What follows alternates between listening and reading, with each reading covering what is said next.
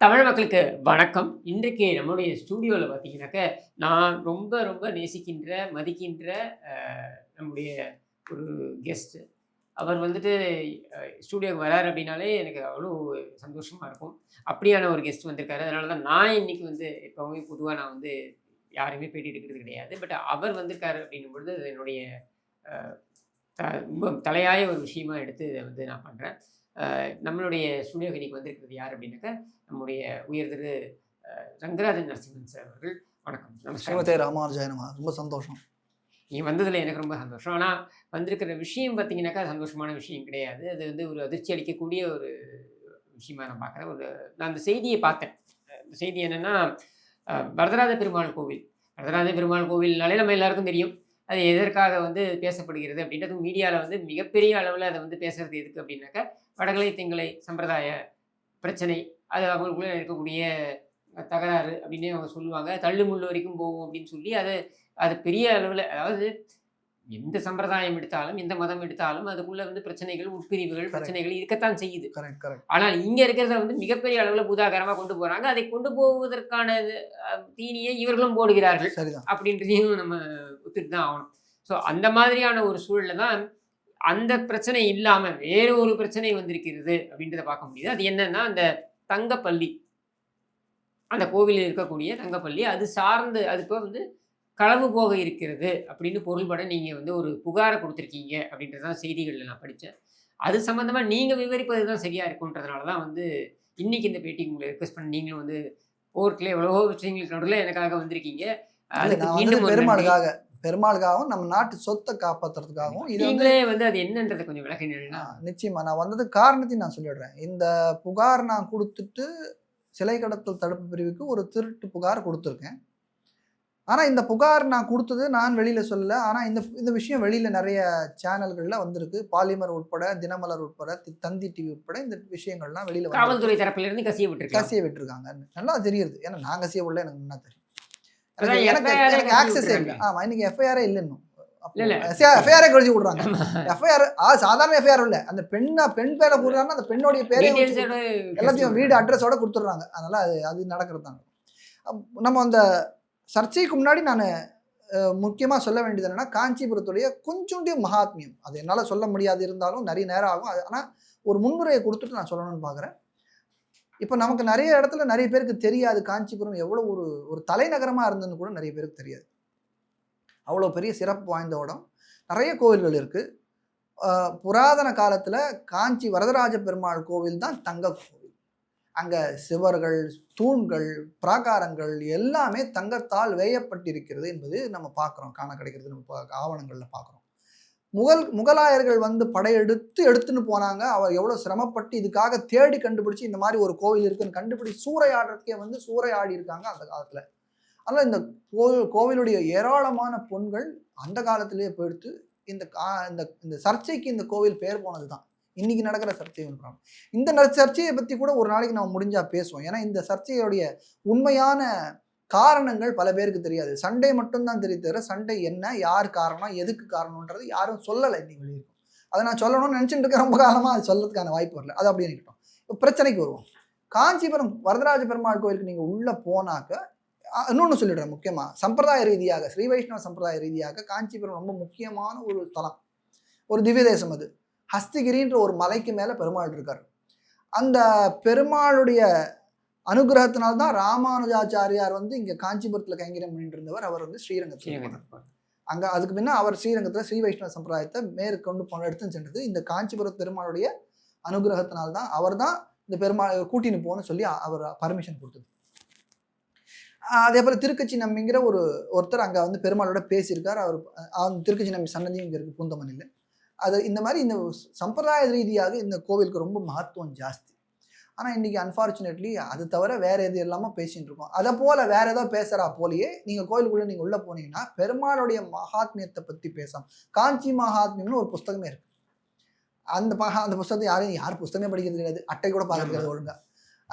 அந்த காஞ்சி மகாத்மிய புஸ்தகத்தை படிச்சாக்கா அதோடைய பெருமைகள்லாம் தெரியும். எப்படி இந்த கோவில் வந்து உருவானதுன்றலாம் தெரியும். அதை பத்தி எங்கேயுமே நீங்க பார்க்க முடியாது கோவில்ல. ஆனா உள்ள நுழைஞ்ச உடனே தங்கப்பள்ளி போகும் வழி, தங்கப்பள்ளி போகும் வழி. இது ஹிந்தியில் எழுதியிருக்கும், தெலுங்குல எழுதியிருக்கும், கன்னடாவில் எழுதியிருக்கும், தமிழில் எழுதியிருக்கும், துளுவில் எழுதியிருக்கும், மலையாளத்தில் இருக்கும், எல்லாத்துலையும் எழுதி வச்சிருப்பான்னு வச்சுங்களேன். ஏன்னா அங்கே போனால் அந்த தங்கப்பள்ளி பார்க்கறதுக்கு எல்லார் மேலும் ஒரு கியூரியாசிட்டி உள்ளே வந்ததுலேருந்து. ஏன்னா தங்கப்பள்ளி என்னது தங்கப்பள்ளி, உடனே ஒரு கோவில் பெருமாள் சேர்க்கணும், தங்கப்பள்ளி என்னது அப்படியே ஒரு தோன்றது இல்லையா, உடனே டக்குன்னு நமக்கு ஒரு கியூரியாசிட்டி, மனுஷனுக்கு ஒரு ஆர்வம் கோளாறு வரும். அப்படி பெருமாள் சேர்க்கறதுக்கு பெருமாளை சேர்க்கணும், பள்ளி எங்கன்னு எல்லாம் தேடிட்டு போறா, பெருமாளை சேர்க்கறது விட்டுறா, பள்ளியை பார்க்கறதுலேயே போறா. இந்த பள்ளிக்கிட்ட போனாக்க அங்கே ஒரு போர்டு போட்டிருக்கு, அந்த என்ன கதை, அந்த பள்ளின்னா என்னன்னு புரியும். அதுக்கு ஒரு புராண கதை இருக்கு. பிரம்மாண்ட புராணத்தில் இக்ஷ்வாகு குலத்தில், அதாவது ஸ்ரீ ராமபிரான் பிறந்த இக்ஷ்வாகு குலத்தில் வந்த ஒரு ராஜா, அசமஞ்சஸ்ன்னு அவனுடைய பேர். அவன் செய்த கொடுமையான காரணங்கள்னால, முன்செய்த பாவங்களினாலே அவன் 6 பிறவிக்கு அவன் வந்து தாழ்ந்த குலத்தில் பிறக்கிறான். 7வது பிறவி அவன் பல்லியா பிறக்கணும்னு அவனுக்கு விதிச்சிருந்தது. அந்த 7வது பிறவியில் அவன் பல்லியா பிறந்து அவன் பிறகு அவன் மோட்சம் போகிறான் அப்படின்றது கதை. அந்த மோட்சம் கிடைக்க போறச்சா அவன் வந்து ரொம்ப சந்தோஷப்பட்டு வரதராஜ பெருமாள் மேலே ஸ்தோத்திரங்கள் பாடுறான், அவர் மேலே பாட்டுகள்லாம் பாடுறான். வரதராஜ பெருமாள் ரொம்ப சந்தோஷப்பட்டு அவனுக்கு ஒரு வரம் கொடுக்குறான். உன்னுடைய பள்ளி உடம்பு இந்த கோவிலிலேயே தங்கப்பள்ளியாக இருக்கட்டும், உன்னுடைய மனைவி வெள்ளிப்பள்ளியாக இருக்கட்டும், சூரிய சந்திரர்கள் இருக்கும் வரையிலே இந்த கோவிலிலே உன்னுடைய உடல் இருக்கட்டும் அப்படின்னு சொல்லி அவர் வந்து அனுகிரகம் பண்ணுறார். அவன் மோட்சத்துக்கு போயிடுறான். இந்த கதையை நாமெல்லாம் தெரிஞ்சுக்கணும். வரதராஜ பெருமாளுடைய அனுகிரகம் எவ்வளவு சௌலபியமாக, எவ்வளவு மனுஷர்கள் மேல ஒரு இது ஆசை இருக்கிறவரா, மோட்சம் கொடுக்கறதுக்கான ஒரு வரப்பிரசாதமா வரதர்னு பேரு, கெட்ட வரத்தை கொடுக்குறவர் வரதர். அவர் அப்படிப்பட்ட பெருமாளை நீ சேவிக்க வரான்றதுக்கு உணர்த்துவதற்காக இந்த கதை. அந்த கதையை காமிக்கிறதுக்காக அங்கே ஒரு சிற்பம். அந்த சிற்பம் இப்போ அது கல்லில் சிற்பமா, தங்கத்தில் சிற்பமா, இல்லை மரத்தில் சிற்பமான்றது ஒரு பெரிய குழப்பத்தில் இன்னைக்கு இருக்கு. நான் கொடுக்கும் வரையிலே அது புராதனமான சின்னம். கம்ப்ளைண்ட் கொடுக்குற வரையில அது தங்கப்பள்ளி என்பது எல்லா இடத்துலையும் எழுதியிருக்கு. இது வரதராஜ பெருமாள் சேவிச்சுட்டு இப்படி வந்தீங்கன்னா, வலம் வந்தீங்கன்னாக்க அந்த இடத்துல இந்த போர்டு போட்டிருக்கும். அந்த டிக்கெட் வாங்குற மட்டும்தான் உள்ளே போக முடியும். இதை மொத்தம் ஒரு பார்ட்டிஷன் பண்ணி மூடி வச்சிருப்பாங்க, பலகை எல்லாம் போட்டு, ஒரு பிளைவுட்லாம் போட்டு மூடிருப்பாங்க. ஏன்னாக்கா அப்போதான் எல்லாருக்கும் உள்ளே போகிறது. இன்னும் பள்ளி அப்படியே அதோடைய அப்படியே எடுத்துனே வரணுமே பள்ளியை பார்க்கறதுக்கு. அப்போ தானே அந்த 5 ரூபா 10 ரூபா போட முடியும் மனுஷன்கிட்ட. 10 ரூபா டிக்கெட் கொடுத்தா தான் நீங்கள் உள்ளே போக முடியும். 5 ரூபாய் 10 ரூபாய் டிக்கெட் விலை கொடுத்தா தான் உள்ளே போக முடியும். அப்படின்னு 10 ரூபாய் எல்லாம் காசு வாங்கிட்டு எல்லாரையும் உள்ளே அனுப்புகிறாங்க. இது இப்படியா ரொம்ப காலமாக நடந்தது. நான் சின்ன வயசில் சேவிச்சிருக்கேன். அதுக்கப்புறம் நான் பெருசாக அங்கே போனது கிடையாது. எனக்கு ரொம்ப நல்லா ஞாபகம் இருக்குது. அப்போல்லாம் இந்த பார்ட்டிஷன்லாம் இல்லை, யார் வேணால் போகலாம். நான் சின்ன வயசில் இப்போ தான் இந்த பார்ட்டிஷன்லாம் போட்டு இன்னும் இந்த மாதிரி பணம் சம்பாதிக்கிற ஒரு இதை இந்த இந்து சமய அறநிலையத்துறை பண்ணிட்டு இருக்கு. நான் வந்து தில்லியில் என்னுடைய சுப்ரீம் கோர்ட் கேஸை விட்டுட்டு நான் மெட்ராஸுக்கு வந்தபோது எனக்கு அன்றைக்கி ராத்திரி 12 மணிக்கு வர ஒருத்தர் சொல்கிறார், இந்த மாதிரி இந்த பள்ளியை மாற்றுறாங்க. பள்ளி எப்படி மாற்ற முடியும்? 15 அடி வசத்தில் அது உப்பரையில் இந்த சீலிங்கில் இருக்குது, அது எப்படி மாற்ற முடியும்னு எனக்கு ஒரே கன்ஃபியூஷன். இது என்ன உண்மைதானா, இது ஏன் இந்த நிஜமாக தானா போய் பார்க்கலான்னு அடுத்த நாளைக்கு அன்றைக்கி ராத்திரி தூக்கம் வரல. அடுத்த நாள் காலங்காத்தால் 5:30க்கு கிளம்பி நான் காஞ்சிபுரம் போய் பெருமாளை சேவிச்சுட்டு வெளியில் வந்து பார்த்தாக்க அந்த பிளைவுட் போட்டு மறைச்சிருக்கிறது பூட்டி இருந்தது. டிக்கெட் விற்கிறது யாரும் போல. பார்த்தா இந்த இடத்துல இருக்கிற பள்ளியை இந்த பக்கம் மாற்றி வச்சு அங்கே எல்லாரும் ஃப்ரீயாகவே தொட்டு போகலாம். இன்னைக்கு இப்போ நீங்கள் போனீங்கன்னாக்கா நீங்கள் ஃப்ரீயாக தொடலாம். இத்தனை நாள் வரைக்கும் காசில் தொடலாம், இன்னைக்கு ஃப்ரீயாக தொட்டு போகலாம் யார் வேணா. இங்கே மாறி கிடக்கு. எப்படி இது மாறித்து அப்படின்னு நான் பார்த்தா அது ஒரு மரப்பலகை. அந்த மரப்பலகையில் ஒரு 5 அடிக்கு ஒரு பள்ளி, அதுக்கு ஏற்ற மாதிரி அது ஒரு உடல்வாகு, ஒரு சின்ன வெள்ளிப்பள்ளி, சூரியன் சந்திரன் தங்கத்தில் இருக்க அந்த மரம் மேலே இது மாதிரி ஒரு டெம்பரரியாக வச்சு அது மேலே வச்சுருக்காங்க. போகிறவங்களாம் தொட்டு போகிற அளவுக்கு வச்சுருந்துருக்காங்க. எனக்கு ஒரே அதிசயம், எப்படி இதை மாற்ற முடியும்? ஏன்னா சட்டம் ரொம்ப தெளிவாக சொல்கிறது, ஒரு விக்கிரகத்தை ஒரு கோவிலிருந்து எந்த காரணத்தை கொண்டும் ஒரு இடத்துல இன்னொரு இடத்துல நகர்த்தி வைக்க முடியாது. ஏன்னா எல்லாமே ஒரு பிரதிஷ்டை பண்ண இடம், அதுக்குள்ள ஒரு ஆவாகனம் பண்ணி அதில் ஒரு தேவத்தையை வச்சுருக்காங்க. அதனால் இதெல்லாம் அப்படி சட்டுன்னு மாற்றுறதுக்கு முடியாது, சட்டம் அனுமதிக்கிறது. எனக்கு இது தெரியும். ஏன்னா நான் மயிலாப்பூர் கபாலீஸ்வரர் கோவில், ஸ்ரீரங்கநாத சுவாமி கோவில், பல கோவில்களில் புகார் கொடுத்தவன் தான். இந்த திருட்டு எப்படி நடக்குதுன்னு தெரியும், இந்த சட்டம் என்ன சொல்கிறதுன்னு தெரியும். அப்படியே மாற்றணும்னு இருந்தால் கூட அதுக்கு ஒரு வேணுங்கிற காரணங்களெல்லாம் சரியாக சொல்லி அரசாணை வெளியிட்ட பிறகு சரியான உரியவர்களை வைத்து என்ன சாஸ்திரப்படி என்ன செய்யணுமோ அதை செய்யணுமே ஒழிய சும்மா வந்து ஸ்டாப்லர் இங்கேருந்து எடுத்து அந்த பக்கம் வைக்கிற மாதிரி, நோட் புக் எடுத்து இங்கேருந்து அங்கே வைக்கிற மாதிரி வைக்க முடியாது. அப்படி பண்ணினாலே ப்ராப்ளம். எனக்கு வந்த நியூஸ் என்னன்னா, இதை புதுசாக ஒரு பள்ளியோட மாற்ற போகிறாங்க, வேற பள்ளியாக மாற்றுறாங்க. அந்த புது பள்ளியோட ஃபோட்டோவும் எனக்கு கிடச்சிது. இந்த புது பள்ளி பார்த்தா முதல்ல மாதிரி இருக்கும். இந்த ஸ்மகிள் பண்ற முதலைகளுக்காக திட்டம் போட்டிருக்காங்களோ இருக்கலாம். நமக்கு தெரியாது. எந்த முதல்ல எந்த மாதிரி மாத்துறதோ தெரியாது. புதுசா ஒரு பள்ளி. ஆனா அந்த கோவில்ல நான் தேடி தேடி பார்த்தப்போ புது பள்ளியே காணோம். பழைய பள்ளி மட்டும்தான் இருந்தது. சரி 4 பேர்கிட்ட விசாரிச்சேன், அர்ச்சகர்கிட்டலாம் விசாரிச்சு என்ன சார் இந்த மாதிரி பள்ளி இங்கேருந்து மாத்துனீங்க, எப்படி மாத்தினாங்கன்னா, இல்லை ரெனோவேஷன் பண்றாங்க, திருப்பணி நடக்கிறது. என்ன திருப்பணி நடக்கிறது? திருப்பணி நடக்குதுன்னா அது எப்படி இப்படி மாத்தலாம்? அது என்ன நீங்க பாலாலயம் எல்லாம் பண்ணீங்களா? திருப்பணிக்கு மேல இதுல தானே என்ன மாத்த அது போறீங்க? உப்பரைகள் இருக்கிறது, அந்த ஆமா. செவுத்துல இருக்கிறது எதுக்கு நீ மாத்தணும் எனக்கு தெரியல. அது எதுக்கு எடுக்கணும் வெளியில? எடுத்ததே தப்பு. எதுக்கு எடுத்தன்றது காரணம் தெரியல. நான் அப்புறம் ஃபோட்டோ காமிச்சேன், நல்ல மொபைல் ஃபோனில் சில பேர்கிட்ட காமிச்சேன். நீங்கள் சொல்கிறீங்களே இது எதுக்கு புது பள்ளி பண்ணியிருக்காங்க, அந்த முதல்ல மாதிரி இருக்கிற பள்ளி எதுக்கு பண்ணியிருக்காங்கன்னு கேட்டாக்கா, இல்லை எனக்கு தெரியாது. இப்படி உங்களுக்கு தெரியாமல் இருக்கும்னு கேட்டால், இல்லை ஆமாம் மாற்ற போகிறாங்க. யார் மாற்றுறாங்கன்னா எங்களுக்கு இதெல்லாம் தெரியாது, இந்து சமய நிலையத்தில் தான் கேட்கணும் அப்படின்னு. என்ன இல்லை யாரெல்லாம் கேட்டோன்னா முதல்ல அவங்க இல்லைன்னு வேண்டியது. அப்புறம் நம்ம அந்த ஃபோட்டோ காமிச்சோடனே தெரியும் தெரியாதுன்னு இந்த மாதிரி மழிப்பு பதில் சொன்னாங்க. சரி இங்கே ஒரு தப்பு நடக்கிறதுன்னு சொல்லிட்டு இது நல்லா தீர்மானமாக பண்ணிட்டு புது பள்ளி எங்கே இருக்குன்னு நல்லா தேடிட்டு எல்லாத்தையும் பார்த்தேன், எங்கேயும் கிடைக்கல. இந்த ஒரு கோவில் இருந்துனாக்கா அந்த கோவிலுடைய நிர்வாகம்ன்றதை நம்ம புரிஞ்சுக்கணும். காஞ்சிபுரம் வந்து ஒரு நிர்வாக திட்டம் இருக்குது. அந்த நிர்வாக திட்டத்தின்படி அந்த கோவில் நிர்வாகிகள் தாத்தாச்சாரியார்கள். அந்த கோவிலுக்கு அந்த நிர்வாகிகளுக்கு ஒரு குமாஸ்தா இருக்காங்க. அது வந்து அவங்க எக்ஸிக்யூட்டிவ் ட்ரஸ்டின்ற பேரில் ஒருத்தர் இருப்பாங்க இந்த கோவிலில். அது ஒரு பிராமண சமூகத்தை சார்ந்த ஒரு மத்வராகவோ இல்லை ஸ்மார்த்தராகவோ இருக்கணும் அப்படின்றது அந்த நிர்வாக திட்டத்திலே எழுதியிருக்கு. ரொம்ப காலத்துக்கு முன்னாடி இருக்க திட்டம். இந்த திட்டத்திலேயே ஒரு குழப்பம். இதை வந்து சேலஞ்ச் பண்ணியிருக்காங்க சில பேர், நீதிமன்றத்தில் செல்லுபடியாகாது, நீங்கள் தான் இருக்கணும் நாங்கள் தான் இருக்கணும்னு ஒரு வழக்கு போயிட்டு இருக்கு. அதுக்குள்ளே இப்போ போக வேண்டாம். இன்னி தேதியில் தாத்தாச்சாரியார் தான் அங்கே அட்மினிஸ்ட்ரேட்டர், அவர் தான் அங்கே நிர்வாகி. அவருடைய சொல் பேச்சா இல்லாமல் எதுவும் செய்ய முடியாது. அதே போல் அந்த நிர்வாக அந்த குமாஸ்தா இருக்காங்க இல்லையா, அந்த குமாஸ்தான்றது யாருன்னா இந்து சமய அறநிலையத்துறையிலேருந்து ஒரு ஆஃபீஸர், அசிஸ்டன்ட் கமிஷனர் லெவலில் ஒரு ஆஃபீஸர்.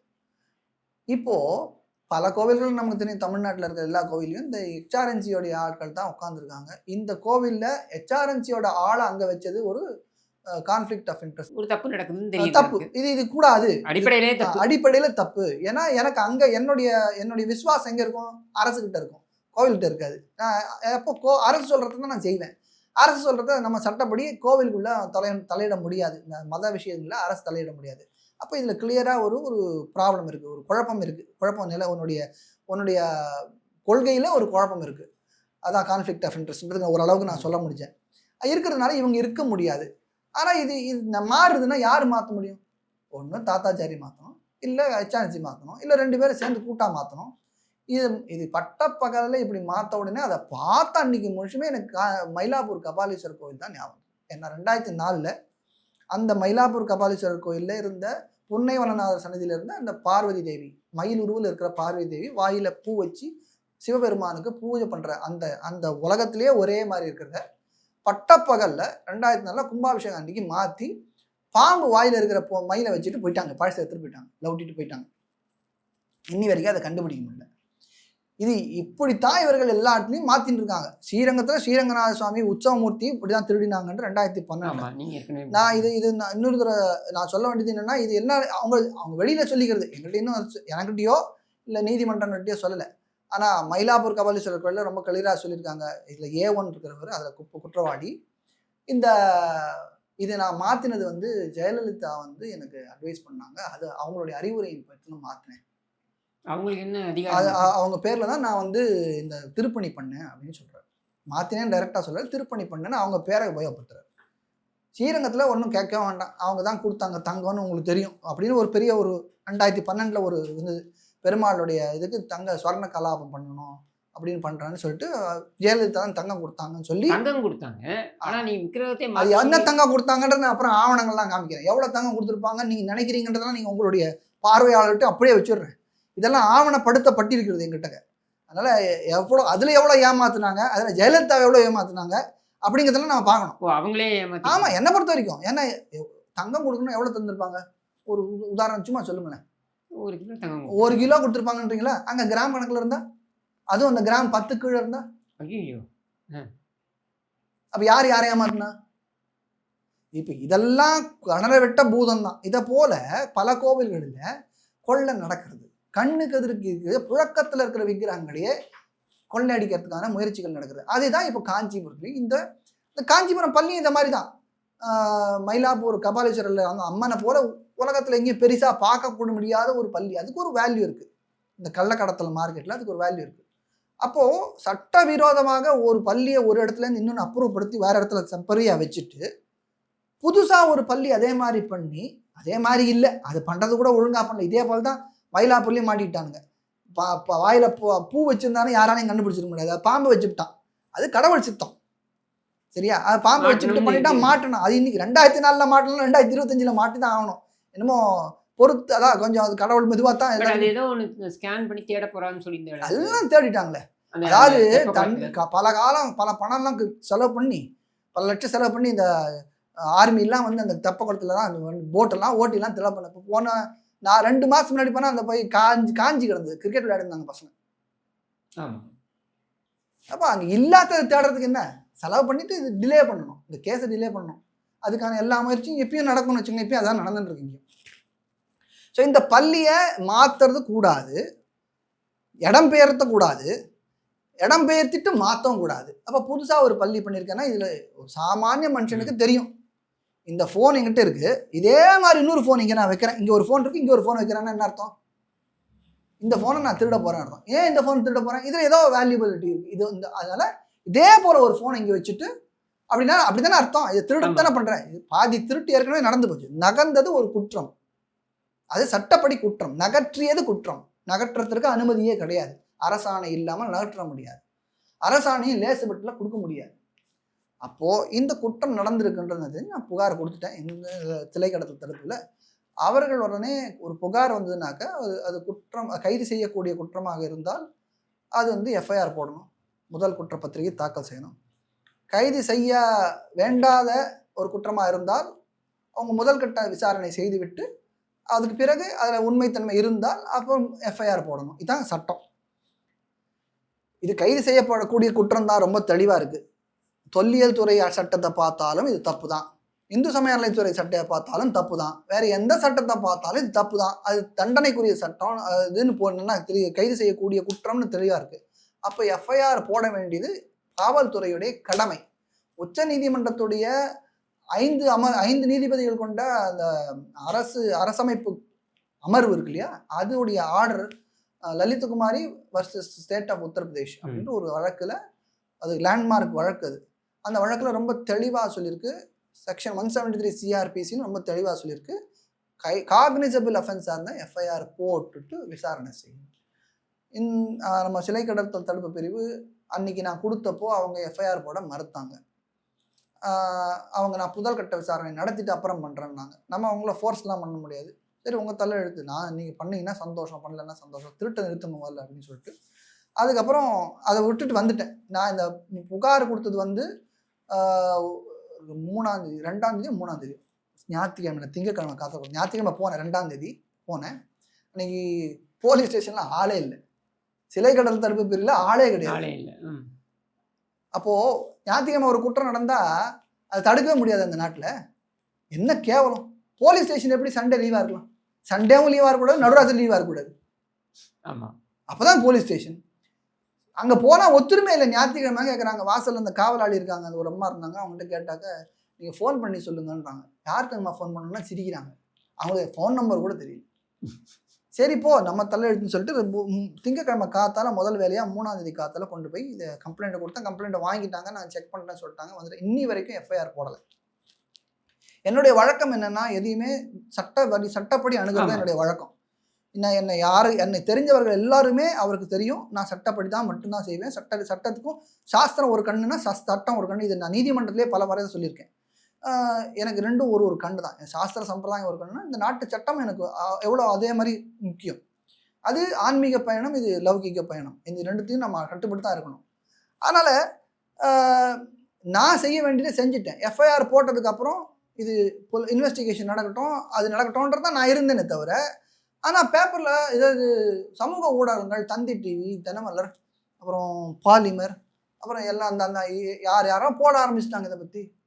அந்த பள்ளி மாயம் என்று ஸ்ரீரங்கத்தை சேர்ந்த ரங்கராஜ நரசிம்மன் புகார் கொடுத்திருக்கிறார், அது பொய் புகார் அப்படின்னு போட ஆரம்பிச்சாங்க. அவங்களுக்கு தெரிஞ்சு போச்சு. அவங்களுக்குலாம் புகார் கொடுத்து எனக்கு தெரியல அது பொய் புகாரா நிஜம் புகாரான்னு. எஃப்ஐஆரும் போடல, என்கிட்ட ஒரு இன்ஃபர்மேஷனும் இல்லை. ஆனால் அடுத்த நாள் அன்னைக்கு ராத்திரியே பொய் புகார், 4 மணி நேரம் விசாரணை, 8 மணி நேரம் விசாரணை. முதல் கட்ட விசாரணை எதுக்கு 8 மணி நேரம் 4 மணி நேரம் எவ்வளோ மணி நேரம் பண்ணாங்கன்னு எனக்கு தெரியாது. நான் ஊடகங்களில் வரதான் நான் வச்சு சொல்கிறேன். அப்படி பண்ணாங்களா பண்ணலையான்னு எனக்கு தெரியாது. நான் வந்து அடுத்த நாள் நீதிமன்றம் போயிட்டு அந்த சிலை கடத்தல் தரப்பு செவ்வாய்க்கிழமை போயிட்டு, இல்லை சார் போட்டிங் போல இருக்கு எஃப்ஐஆர், அப்படியா வழக்கு பதிவு செய்யப்பட்டதுன்னு போட்டிருந்தான் ஒரு இதில் தந்தி டிவின்னு நினைக்கிறேன். நான் கேட்டேன், இல்லை போடல, இல்லை பேப்பர்லாம் வந்திருக்கு போட்டு காமிச்சு அந்த போட்டிருக்கு பாருங்க, அவங்க ஏதாவது போடுவாங்க சார். அப்ப நான் அவர் என்ன சொன்னாரு, அப்ப நீங்க என்ன சார் பண்றீங்கன்னா, நான் ஒரு கொஸ்டினர் எழுதி கொடுத்துருக்கேன், ஒரு 15 கொஸ்டின் எழுதி கொடுத்துருக்கேன், அதுக்கு அவங்க பதில் சொல்லுவாங்க, நீங்க எதுக்கு சார் கொஸ்டின்லாம் எழுதி கொடுக்குறீங்க அப்படின்னு நான் கேட்டேன். இல்ல நாங்க பண்றதை பண்றோம் சார், கொடுத்துரு. இப்ப நாம மேல ஒரு புகார் வந்தா புகார் காப்பியும் வராது, எஃப்ஐஆரும் வராது, 1 மணி நேரம் கண்டினியூ, நீங்களும் கோயிலுக்கு போயிட்டு வந்து நான் சொல்லி போயிட்டு வந்தோம். என்ன இதுதான் நம்மளோட கதை. இப்போ ரீசெண்டாக ஒரு கோர்ட் ஆர்டர் வந்திருக்கு, சுப்ரீம் கோர்ட் ஆர்டர் வந்திருக்கு, that புகாரோட details has to be given 2 hours before remand. எதுக்கு நான் போறேன்னே தெரியாம போறோம், எங்க போறேன், எதுக்கு போறேன், யார் புகார் கொடுத்தாங்க, அவ்வளவு. இதுதான் நம்ம நாட்டுல நடக்கிற இது நடைமுறை. இது எவ்வளவுக்கு எவ்வளவு சட்ட விரோதமா அவ்வளவுக்கு எவ்வளவு சட்ட விரோதம். இது காட்டு ஆட்சி. இது வந்து இவங்க வந்து ராஜராஜ சோழன் ஆட்சியும் ராஜேந்திர சோழன் ஆட்சியும் சொல்லிட்டு இருக்காங்க. காட்டாட்சி இதுக்கு பார்பேரியன் கவர்மெண்ட் எல்லாம். நான் திமுக மட்டும் சொல்லல, இதே தான் அதிமுக நடந்த போதும் இதே தான் எல்லா மற்ற மாநிலங்களும் இப்படித்தான் நடக்கிறது. அது ஒரு பக்கம் இருக்கட்டும். ஸோ இந்த மாதிரி இவர்கள் அன்னைக்கும் பண்ணலன்னா பேப்பர்ல இது பார்த்தா சமூக வலைத்தளம் வந்துட்டே இருக்கு, எனக்கு அனுப்பிட்டே இருக்காங்க. ரங்கராஜன் நீ அனுப்பி பொய் தான், ஒன்னும் அரெஸ்ட் பண்ண போறாங்க, ஆஹா இப்படி ஆகும் அப்படின்னு பல பேர் பல விதமா. என்னடா நான் ஒரு புகார் கொடுத்தா அதுக்கு அரெஸ்ட் பண்ணுவாங்களா அப்படின்னு என்ன நடக்குறதுங்க அப்படின்னு பார்த்தா கடமை அது. ஆமா, யாரோட கடமை அரெஸ்ட் பண்றதா இல்ல புகார் கொடுக்குறது? அவங்களுடைய என்ன சொல்றது, அவங்களுடைய முழு நேர வேலையே தானே. யாராவது எதிர்கருத்து சொன்னா அவங்க இது எதிர்கருத்து இல்லை, இது ஒரு புகார். அமைச்சர் சேகர் பாபு என்ன சொல்றாரு, ஏதாவது குற்றம் இருந்தால் சொல்லுங்கள், நாங்கள் திருத்திக் கொள்கிறோம், புகார் கொடுங்கள், நாங்கள் கவனிக்கிறோம் சொல்றாரா இல்லையா? அப்ப புகார் கொடுத்தா அது என்ன நடக்குதோ எனக்கு தெரியல. நம்ம கடமை புகார் கொடுத்துட்டோம். இந்த மாதிரி என்ன சமூக ஊடகத்தலங்கள்ல இந்த மாதிரி பொய் புகார்னு சொல்லி போட ஆரம்பிச்சிட்டாங்க. இது பழைய பள்ளியே இல்லை, புது பள்ளி, இது அந்த பள்ளி இல்லை, தங்கப்பள்ளி இல்லை, பித்தளை பள்ளி, வெள்ளி பள்ளி இல்லை, அந்த பள்ளி அப்படின்னு என்னென்னமோ இஷ்டத்துக்கு வந்திருக்கு. இது குறித்து நான் பேசணுன்றது தான் இங்கே வந்தேன். ஏன்னா ஒரு பக்கம் மட்டும் விசாரித்து பாலிமர் போன்ற ஊடகங்கள் இப்போ சமீபத்தில் திருமாவளவனுக்கு வந்து பெரிய ஃபேமஸ் வாங்கிட்டாங்க. அதில் அவரை போட்டு நல்லா ஓட்டுன்னு ஓட்டி நல்லா ஃபேமஸ் ஆகிட்டாங்க. அவங்க சொன்னால் சரியா இருக்குன்ற அளவுக்கு அவங்களுக்கு வந்துச்சு. ஆனால் இந்த கேஸில் என்கிட்ட ஒரு வாட்டி கூட ஃபோன் பண்ணி கூட கேட்காம என்ன கொடுத்த ஏது கொடுத்தேன்னு கிடைக்காம டமான்னு நேராக கொண்டு போய் அந்த நாங்கள் கோவிலில் அந்த எக்ஸிக்யூட்டிவ் ட்ரஸ்டி நாங்கள் கேட்டோம். அவர் சொல்லிட்டாரு இது பொய் புகார், ரங்கராஜன் சொன்னது பொய் புகார். யார் மேல புகார் கொடுத்தோமோ அவங்க மேல போடுது, அவங்களே பொய்ட்டாங்க, அதனால அது பொய். அவ்வளவுதான். நான் திருடங்கிட்டே போய் கேட்டேன், நான் திருடலன்னு சொல்லிட்டான், அதனால முடிஞ்சு. திருடு இல்ல, யாரு புகார் கொடுத்தானோ அவன் தான் திருடன், இப்போ அவன் தான் பொய் அப்படின்ற நிலைமையில இப்போ சமூக ஊடகங்கள்ல போயிட்டு இருக்கு. ஆனா மக்களுக்கு புரியணும், நமக்கு ஆன்மீக ரீதியாகவும் ஒரு கடமை இருக்கு, சட்ட ரீதியாகவும் ஒரு கடமை இருக்கு. நம்ம நாட்டு பொக்கிஷங்களை காப்பாற்ற வேண்டியது சட்ட ரீதியான கடமை. ஒரு பக்தன்னு நான் சொல்லிட்டேன்னாக்க என்னுடைய பெருமானுடைய கோவிலை காக்க வேண்டியது என்னுடைய கடமை. சும்மா உழவார பணி பண்றேன்னு போய் 10 நாளுக்கு பெருக்கிட்டு வந்தா மட்டும் போறாது. அந்த கோவிலை எங்க சொல்றேன்னா, ஸ்ரீரங்கத்துலேருந்து நான் வரேன். ஸ்ரீரங்கத்துல ரங்கநாத சுவாமியை உற்சவமூர்த்திய மாலிக் கஃபூர் படையெடுத்து வந்தபோது 12,000 பேர் தன்னுடைய உயிரை கொடுத்து காப்பாற்றிய ஊர். அந்த ஊர்லேருந்து வரேன் நான், ரத்தம் சிந்தின ஊர்லேருந்து வரேன். அதனால எனக்கு என்னோட ரத்தம் எவ்வளோ அப்படி இருக்குன்னு எனக்கு தெரியும். நான் எல்லா இடத்துலையும் சொல்றது 12,000 பேர் அன்னைக்கு கொடுத்தாங்க, 12,001 நானுன்னு சொல்லுவேன். அன்னைக்கு 12,000 பேர் போயிட்டான், பெருமாள் காப்பாற்றி கொடுத்துட்டாங்க. இன்னைக்கு பெருமாள் வந்துட்டார், அந்த பெருமாளையும் திருடின்னு போயிட்டாங்கன்றது வேற விஷயம் தான் சொன்னேன். 2012 அச்சு எடுத்து வேற எடுத்துட்டாங்க. இன்னைக்கு எந்த வரதராஜ பெருமாள் கோயில் நடக்கிறதுனா அது கண்ணுக்கு எதிர்க்க நான் பார்த்ததுக்கு அப்புறமும் நான் பார்த்துட்டு சும்மா பார்க்காம போறதுன்னா அப்போ நான் வந்து எப்படி பக்தன் நான் சொல்லிக்கணும். அப்போ ஒவ்வொரு பக்தனுடைய கடமை ஒரு கோவிலுக்கு போனாக்க சுவாமியை தரிசிப்பதோடோ ஒரு பிரார்த்தனை வைப்பதோடோ இல்லை நமக்கு ஒரு மாலைய மரியாதை கிடைக்குதா அப்படின்னு பார்த்துட்டு ஃபோட்டோ எடுத்துட்டு செல்ஃபி எடுத்துன்னு வரதோட மட்டும் இல்லாமல் அந்த கோவிலுக்கு போனாக்கா அந்த விக்கிரகம் எப்படி இருக்கார், பெருமாள் இருக்கார்ல. ஒரு முருகன் கோயிலுக்கு போனால் எப்படி முருகன் இருக்கார், கையில் வேல் வச்சிருக்காரா, வில்லு வச்சிருக்காரா. ராமர் கோயிலுக்கு போனால் வில்லு இருக்கா, ராமர் கோயிலில் பல கோயிலில் ராமருக்கு வில்லு இல்லாமல் இருக்கார். ராமர் வில்லு இல்லாமல் எப்படி இருப்பார், கோதண்ட ராமர் தானே அவர். பல கோயிலில் வில்லு இல்லாமல் இருக்கும், அது வில்லு எடுத்து தனியாக வச்சிருக்காளா இல்லை வில்ல காணாமான்னு தெரியாது. பல கோவில்கள்ல இப்ப பாபுராயன்பேட்டைக்குன்னு ஒரு கோவில் இருக்கு, அதே காஞ்சிபுரத்துல ஒரு 20 கிலோமீட்டர் தள்ளி. அங்க போனா பெருமாள் 2 தாயார் இருப்பா, 2 தாயார் மட்டும் தான் இருக்கா, பெருமாள் காணும். ம். இப்போ கோவிலே காணும். ம். இது கோவில் இருந்தது, ஒரு 8 மாசத்துக்கு முன்னாடி கோவில் இருந்தது. திருப்பணின்ற பேர்ல இப்போ கோவிலே காணும். அங்க போய் கேட்டா பெரிய பள்ளம் தான் இருக்கு. 8 அடி 10 அடிக்கு பள்ளம் இருக்கு கோவில் இருந்த இடத்துல. இந்த ஃபோட்டோலாம் அனுப்புறேன், பக்கத்துல நீங்க போடுங்க. இல்ல போடுவோம் அது. முக்கியமா. ஏன்னா தெரிஞ்சுக்கணும் மக்கள் எப்படி இருந்த கோவில் எப்படி ஆகி போச்சுன்னு. இப்போ கோவிலே தூக்கிட்டு போறவன் இங்க இருக்கிற பள்ளியை தூக்கிட்டு போக மாட்டான். அந்த பெருமாள் எங்கன்றது தெரிய வந்தது. அதாவது எந்த பெருமாள்? அந்த பெருமாள் போனாரா? அது கம்ப்ளைண்டே கொடுத்தா தானே. வீர சோழபுரத்துல கம்ப்ளைண்ட் இருக்கு, இருந்தாலும் பெருமாள் இல்லை. கோவிலே இடிஞ்சு போச்சு. இப்போ சதுர் சிவன் கோயில் இந்த மாதிரி பல இடத்துல திருட்டு நடந்துன்னு தான் இருக்கு.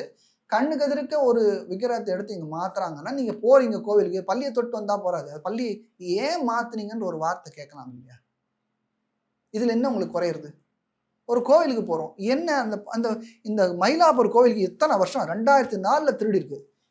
ஆடும் மயிலாய் உருவெடுத்து அங்கு இறைவன் திருத்தாள் பறித்து அர்ச்சித்த நாயகியாம் நின் பாதம் நின் புகழ் பாடி ஆடி பணிந்து பரவசம் அடைந்துன்னு ஒரு அகவல் ஒன்று இருக்கு. இது அங்க போய் நிக்கிறவங்க முன்னாடி நின்று பார்வதிக்கு முன்னாடி நின்று சொல்லணும், நான் வைஷ்ணவன், நான் சைவன் இல்லை. ஒவ்வொரு சைவனும் அந்த கோவிலுக்கு முன்னாடி போய் நின்று சொல்லணும், அர்ச்சித்த நாயகியாம்னா என்ன பண்றது? அப்ப அர்ச்சனை செய்யக்கூடிய ஒரு பார்வதின்னு இல்லையா? இந்த பாடத்திலேயே அந்த மயில் இருக்கு. இன்னைக்கும் போறவன் வாயில அர்ச்சனை பண்ற போது வாயில பூ இருந்ததையா, ஏயா பாம்பு வச்சிருக்கேன்னு இன்னி வரைக்கும் ஒருத்தன் கேட்டானா மயிலாப்பூர்ல.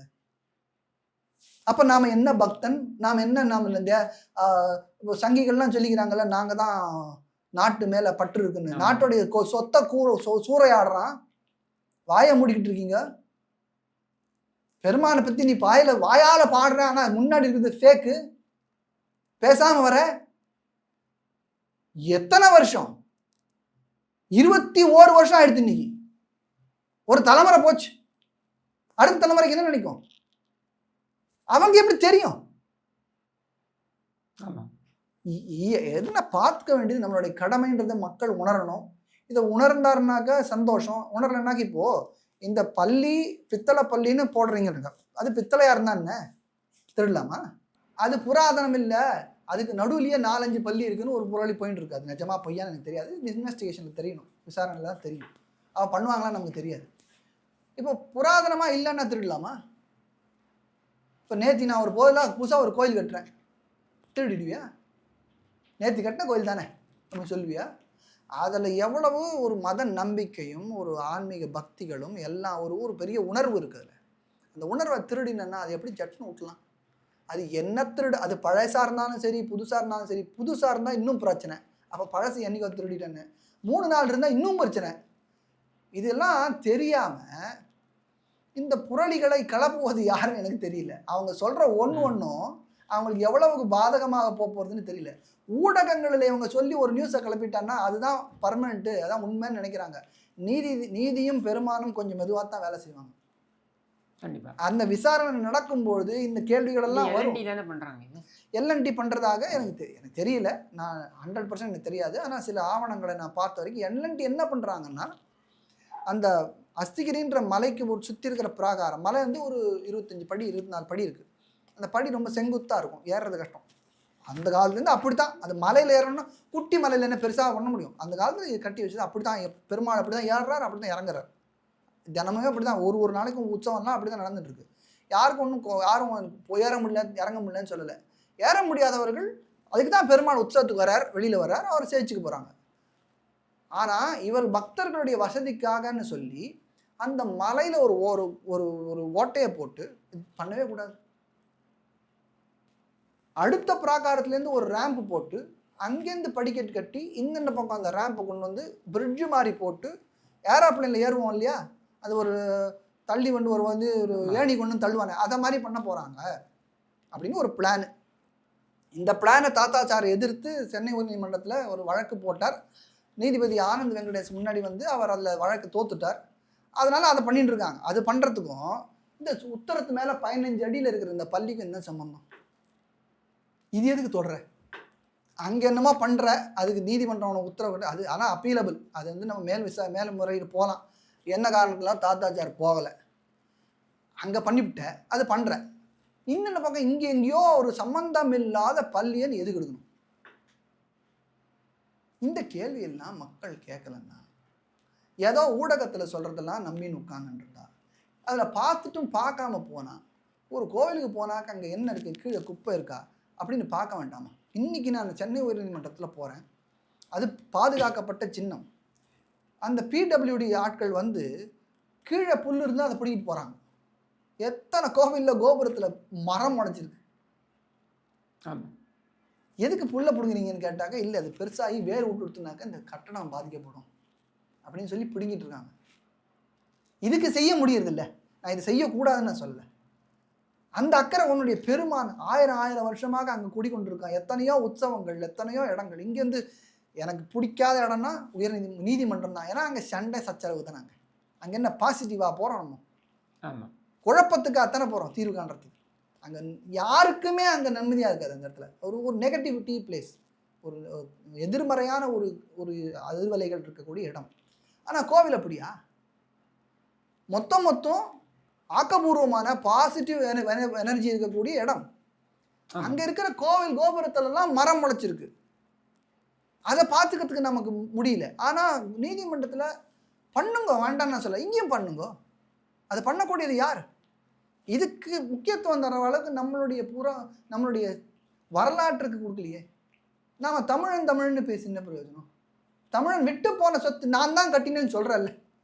நீ பிராமணன் கட்டினியா கேட்குறான்ல எல்லா ஒருத்தனும். நீயா கட்டின? நான் தானே கட்டினேன் கேட்குறான்ல. கட்டினல்ல, பாதுகாருங்கயா. யார் வேணான்னா உன்னை யார் பண்ண பொறுப்பெடுத்துக்கணும் இல்லை?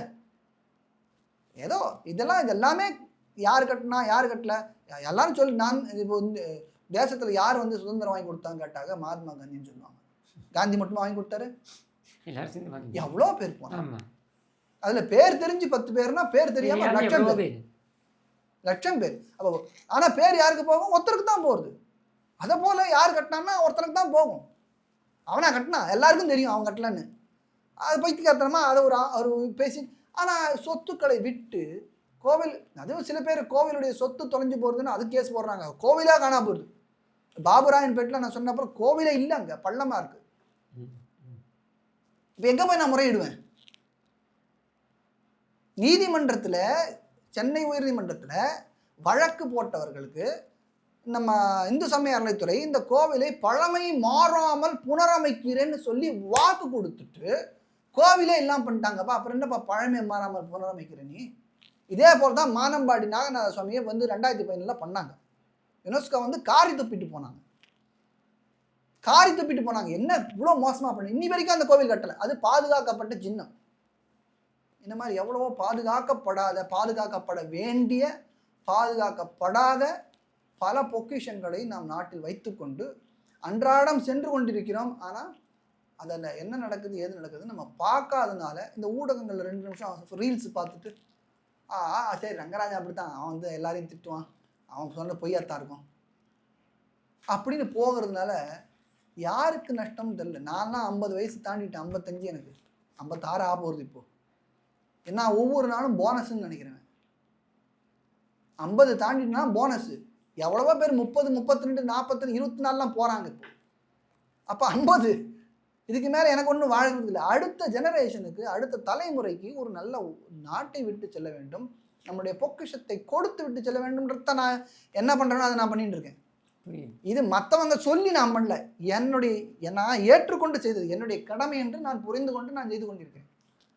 இதில் என்னுடைய முறையில் உங்களுக்கு பிடிச்சிருக்கலாம், பிடிக்காமல் இருக்கலாம். ஆனால் இதுதான் நம்மளுடைய நோக்கன்றது புரிஞ்சு. இப்போ ரங்கராஜன் சொல்லிட்டான்றனா யாரும் சொல்ல மாட்டாங்க.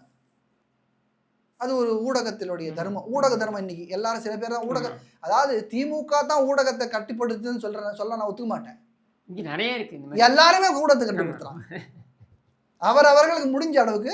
எனக்கு வந்து ஒருத்தர் சொன்னாங்க, நீங்கள் அதிமுக ஆதரவாளராக இருக்கீங்க அரசியலில், உங்கள் பட்ட டிவியில் உங்களுக்கு கூப்பிட கூடாதுன்னு சொல்லியிருக்காங்க.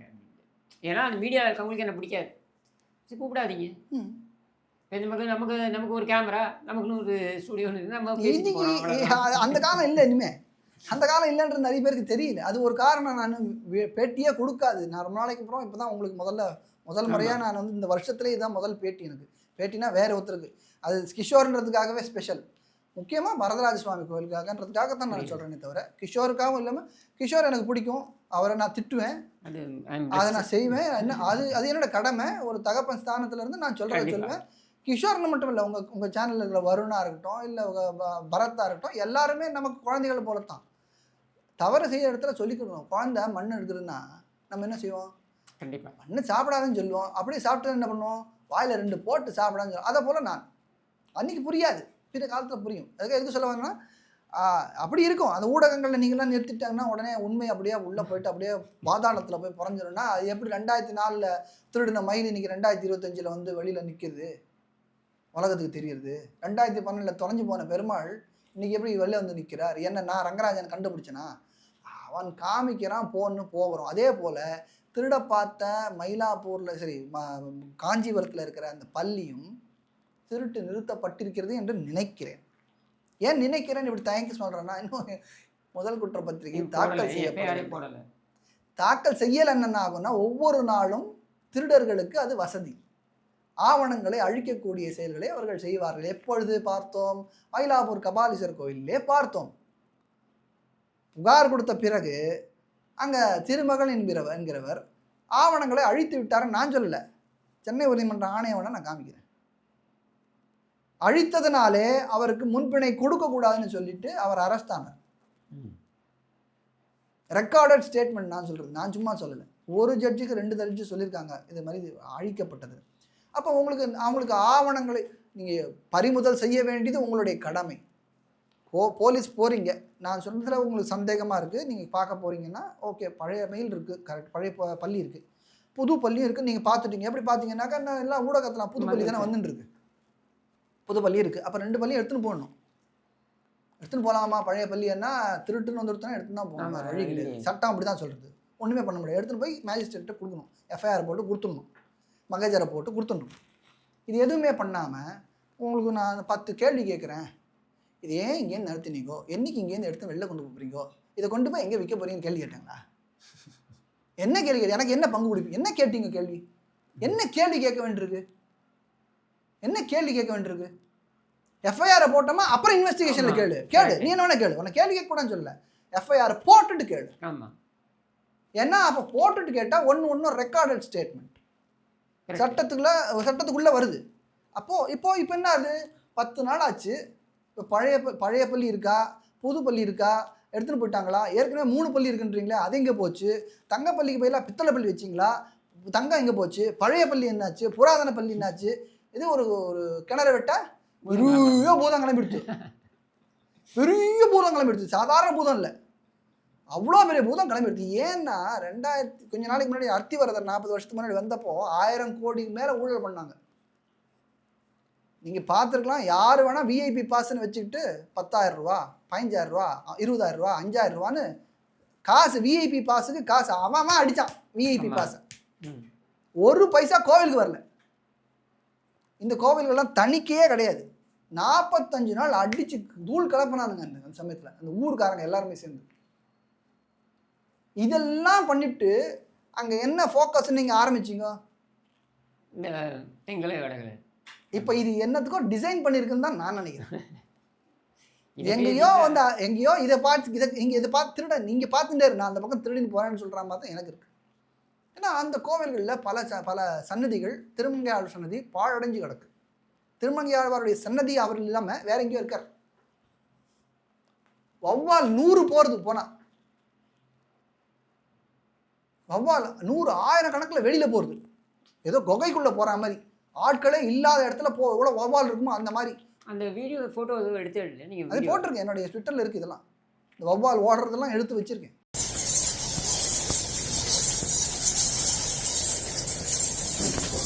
சில பேர் இதுதான் திருமங்கை ஆழ்வார் சன்னதின்னு சொன்னான்.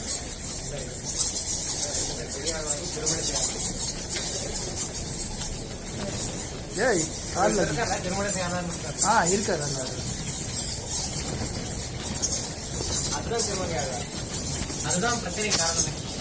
அவ்வளோ வௌவால் அது போட்டு எனக்கு அப்போலாம் வருத்தம். எப்படி இப்படிலாம் இருக்காங்க? அவங்களுக்கு முக்கியமாக என்ன பண்ணுறது? வடகலை தெங்கலை சண்டை முக்கியம், அப்படி தான் உலகத்துக்கு ப்ரொஜெக்ட் பண்ணுறாங்க. இது சண்டை முக்கியம் இல்லையா, யார் சரி யார் தரலன்றது வேறு பக்கம்.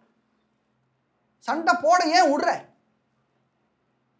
சண்டை போட விடுறதே உனக்கு நல்லா தெரியுது சண்டை போடுறான் 2 பேருன்னு. அப்போ நீ என்ன பண்ணணும்? ப்ரிவென்டிவ் கஸ்டடி எடுத்து 2 பேரையும் உள்ள வைக்கணுமா இல்லையா? ஆமா. உற்சவத்துக்கு முன்னாடி சண்டை போடுறான்னு தெரியுது இல்லை? சரி தப்பு இல்லை, நீ வந்து ஜெயிலில் போட வேண்டாம், 2 பேரையும் 2 ஹோட்டலில் வச்சிரு, இல்லை ஒரு கல்யாண மண்டபத்தில் வைக்க ப்ரிவென்டிவ் கஸ்டடி உட்கார வச்சு இப்போ உற்சவம் முடிஞ்சதுக்கப்புறம் விட்டுடு. 2 தடவை பண்ணன்னு வச்சுங்களேன் எல்லாம் அடங்கிடும். யாரும் ஏன் பண்ண மாட்டேங்கிறாங்க? ஏன் பண்ணாமல் வச்சுருக்காங்க? நான் அப்படி தான் கேட்பேன். இது பண்ண முடியாதுன்னு இல்லை, இது அந்த லோக்கல் இன்ஸ்பெக்டருக்கே அந்த பவர் இருக்குது. வளர்த்த விடுறது தான் அப்படி. அப்போ இதை ஓடட்டும், அப்போ தான் நம்ம வேறு எதாவது பண்ணலாம். இந்த பைத்தியங்களும் இந்த சண்டையாக போட்டு உட்காந்துருக்கும். இங்கே கண்ணுக்கு எதிர்க்க போகிற பொக்கிஷங்களை மறந்து விட்டு அதை கண்டு காணாமல் போகிறது இன்றைக்கி நாட்டுடைய நிலைமையாக இருக்குது. அவர்கள் போகிறதுனால நான் சும்மா இருக்கணும். நம்மளுடைய எஃப்ஐஆர் பதிவு பண்ணன்றதுனால நான் இப்போ சென்னை உயர்நீதிமன்றத்தில் வழக்கை தொடுக்க போகிறேன். இன்றைக்கி ஃபைல் பண்ணிட்டேன். டைரக்ஷன் வாங்கி எஃப்ஐஆர் போட்டு தான் ஆகும். ஆமாம். இது இங்கே கொடுக்கலனாலும் நான் உச்சநீதிமன்றம் எடுத்துன்னு போய் இது போட வைப்பேன். நிச்சயமாக அதை போட வைப்பேன். அந்த விசாரணை பண்ணட்டும். எஃப்ஐஆர் போட்டுட்டு விசாரணை பண்ணி ரங்கராஜன் தப்பாக சொன்னான்னு சொல்லி எனக்கு தண்டனை கொடுத்தோம், பிரச்சனை இல்லை. ஆனால் ரங்கராஜன் சொன்னது உண்மையாக இருந்தால் இந்த திருட்டை நிறுத்தணும். இந்த திருட்டை செய்ய முயன்றவர்கள் தண்டனைக்குள்ளாக்கப்படணும். அது முக்கியம். இதை செய்வார்களா என்று பொறுத்திருந்து தான் நம்ம பார்க்கணும். பார்ப்போம். இந்த மக்கள் பார்த்துட்டு இருக்காங்க, பக்தர்களாக எல்லாரும் பார்த்துட்டு இருக்காங்க. பக்தர்களாக இருக்கவர்கள் தயவு செஞ்சு பாருங்க. பெருமாள் அவர் பார்த்துன்னு தான் இருப்பார். அவர் எல்லாம் நிறைய பேர் கேட்குறாங்க, இவ்வளோ பெருமாள் கண் இல்லையா, அவருக்குன்னா அவரால் தடுக்க முடியாது. அவரால் தடுக்க முடியாத மாதிரி இருக்கார். அவருக்கு தடுக்கணும்னா நினைச்ச பார்த்து தடுக்கலாம், ஆனால் தடுக்க மாட்டேன் என்று இருக்கிறார். எதுக்கு தடுக்கணும்? நான் இங்கே பெருக்கிறதுக்கு ஒரு ஆள் வைக்கிறேன், உங்கள் ஆஃபீஸ் இப்படி இருக்குது, பெருக்கிறதுக்கு ஒரு ஆள் இருக்கேன், பெருக்கிறதுக்கு ஆள் வரலன்னாக்க நானே எடுத்து பெருக்கினேன்னா பைத்தியக்காரன் இல்லை நான்? என்ன சொல்லுவாங்க, என்னத்துக்கு நான் ஆளை வச்சுட்டு ஏன் பெருக்கிற, நீ எதுக்கு அப்புறம் எதுக்கு அந்த ஆளை வச்ச கேட்பாங்களா மாட்டாங்களா? அப்போ பெருமாள் நம்ம எதுக்கு வச்சிருக்க படைச்சிருக்கான்?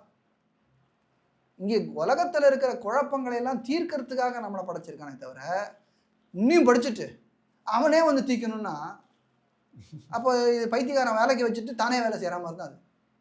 அவனுக்கு என்ன நஷ்டம்? இழப்பவனுக்கு நஷ்டம் இருந்தால் தான் அதை பற்றி கவலைப்படுவான். பெருமானுக்கு இழக்கிறதுக்கு ஒன்றும் இல்லை, அதனால் அவன் கவலைப்படணுன்ற அவசியம் கிடையாது. இழப்பது யார்? பக்தர்கள். என்ன இழக்கிறீங்கோ? அவனுடைய அனுகிரகத்தையும் அவனுடைய செய்ய வேண்டிய பணிவிடைக்கான ஆப்பர்ச்சுனிட்டி நீங்கள் இழக்கிறீங்க. இதை நான் ஆன்மீகமாக சொல்கிறேன். இது புரியாமல் பெருமாளுக்கு என்ன சக்தி இல்லையா, அவரை காப்பாற்றிக்க தெரியாதா, அவருக்கு முன்னாடி போலீஸ்காரன் வேணுமா, என்ன பேச்சு? அப்போ உனக்கு புத்தி இல்லைன்னு புரியலன்னு அர்த்தம். அப்போ ஒன்றை வந்து ஒரு குழந்தை நடக்கிறது, அம்மா பார்த்துட்டு இருக்கா, நடக்க முயற்சி பண்ணுறது, ஏந்துக்கிறது, உழருது, உடனே அந்த அம்மா போய் ஐயோ நடக்காதுன்னு சொல்லுவாடா? என்ன சொல்லுவா? உழுந்து பரவாயில்ல, அப்போ தான் அதுக்கு நட பழகும். இப்போ நம்ம போய் கை வச்சாக்க அது அப்புறம் நடக்க முடியாமல் போயிடும். அதை போல் பெருமான் நாம் தவறு செய்யும்போது அவர் பார்க்குறார், இவன் திருந்தி வருவானா, அவன் திருந்து வரத்துக்கு அவனுக்கு ஆப்பர்ச்சுனிட்டி தரணுமா அப்படின்றதுக்கு அவருக்கு பொறுமை அவருக்கு இருக்குது, நமக்கு இல்லைன்னா அவருக்கு இருக்குது. அதனால் பெருமான் பார்த்துன்னு இருக்கான்றது வந்து நெகட்டிவாக இல்லை, அவன் பார்த்து சிரிச்சுன்னு தான் இருப்பான் எல்லாத்துக்கும். அவனுக்கு துக்கமே இல்லை. ஐயா பைத்தியம் பண்ணுறதுன்னு சிரிப்பான், இல்லை என் குழந்தை பண்ணுறதுன்னு சிரிப்பான். எந்த சிரிப்பு உனக்கு வேணுன்றது நீனே பார்த்துக்கோ. இதுதான் ஆழ்வார் சொன்ன படியாய் கிடந்து உன் பவளவாய் காண்பேன்னு சொன்னார் குலசேகர ஆழ்வார். அதனால தான் கோவிலில் போனால் பெருமாளுக்கு முன்னாடி இருக்கிற படிக்கு குலசேகர படின்னு பேர். அந்த படியாக இருந்து நான் உன்னுடைய வாயில் என்னுடைய குழந்தை இப்படி பண்ணானேன்னு சந்தோஷப்படக்கூடியதை நான் பார்க்குறது தான் என்னுடைய கடமை அப்படின்னு நமக்கு சொல்லி கொடுத்துருக்காரு நம்ம பெரியவா. அப்போது அதை செய்யறதுக்கான முயற்சி பக்தர்கள் செய்ய வேண்டும் என்பது இந்த கோவிலுக்கு போகிறதுக்கான பலன்.